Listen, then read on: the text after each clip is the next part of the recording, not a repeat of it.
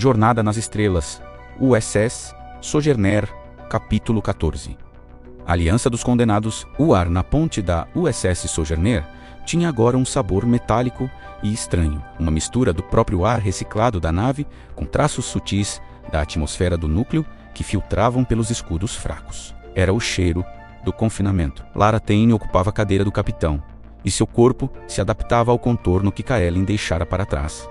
Era um espaço grande demais. Cada decisão pesava como chumbo. Diante dela, no visualizador principal, duas imagens eram exibidas lado a lado. À esquerda, o cubo Borg, uma silhueta geométrica e impessoal contra o brilho suave da nebulosa, suas esferas de escotismo ainda lançando feixes exploratórios contra a barreira. À direita, a imagem estática da IRW Rapina, a nave romulana que parecia um pássaro de rapina com a asa quebrada, pairando a uma distância cuidadosamente calculada.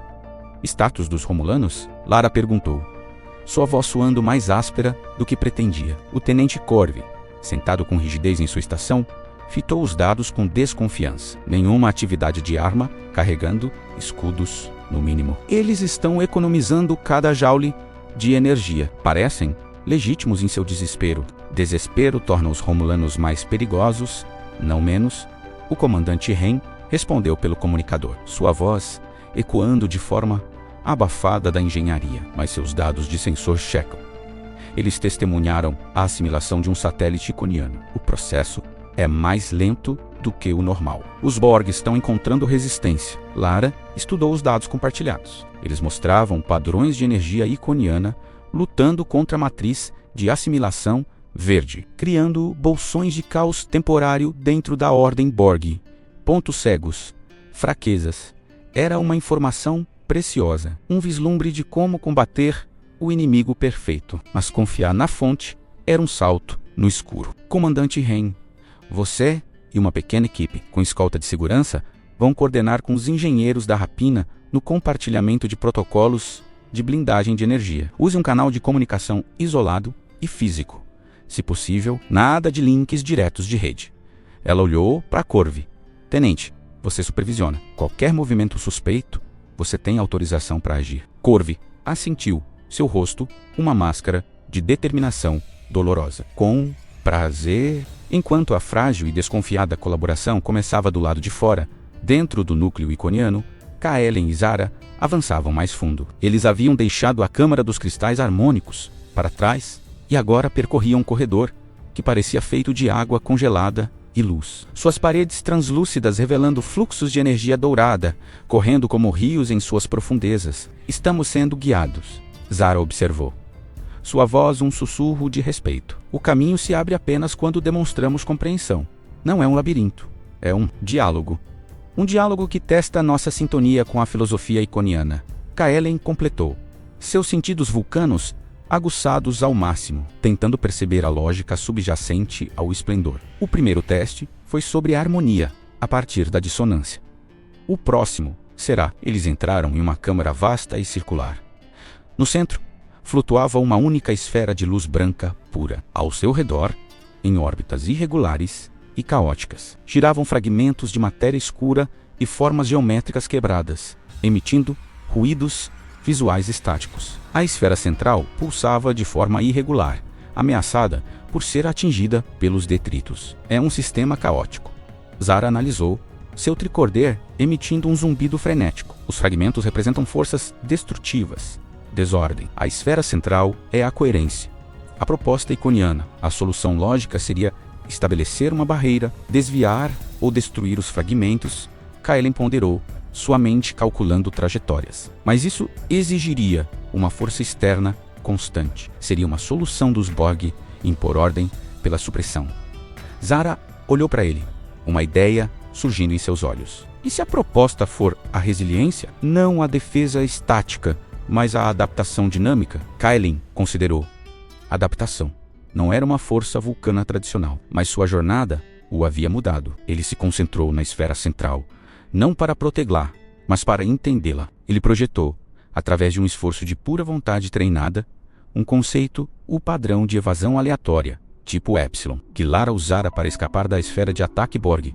Um padrão de movimento imprevisível, mas não aleatório, uma resposta inteligente ao caos. A esfera de luz pareceu vibrar. Então, ela começou a se mover, não para fugir dos fragmentos de forma errática, mas em um padrão complexo e elegante que os usava. Ela ricocheteia suavemente em um fragmento, usando o impulso para evitar uma colisão maior, rodopiou em torno de outro, incorporando seu movimento caótico em sua própria dança. Aos poucos, os fragmentos, em vez de ameaças, tornaram-se parte do balé, suas órbitas sendo gradualmente sincronizadas e harmonizadas pela própria esfera que antes ameaçavam destruir. A câmara inteira se iluminou com uma luz suave e uniforme. O caminho adiante se abriu. Adaptação, Kaelen murmurou, um insight profundo tomando forma em sua mente. A proposta não é um estado final de perfeição, é um processo de perfeccionamento contínuo através da interação com o caos. É antitético à assimilação Borg, que busca um estado final e estático, de volta à realidade mais imediata. A Aliança dos Condenados enfrentava seu primeiro teste prático. Uma equipe conjunta de engenheiros da Sojourner e da Rapina, sob os olhos vigilantes de Corvi e de um subcomandante romulano igualmente desconfiado. Trabalhava em uma câmara de despressurização adaptada. O objetivo era criar um refletor de energia improvisado, baseado nos dados romulanos, que poderia potencialmente dispersar um feixe de energia de assimilação Borg por um período crítico de alguns segundos. Rain, suando e com as mãos calejadas, argumentava com o Wenger Rochaf romulano sobre a modulação de fase. Se você sobrecarregar o emissor com essa frequência, vai derreter os circuitos e nos deixar cegos. E se submodularmos como sua sugestão pateta propõe, o feixe Borg vai simplesmente se recompor.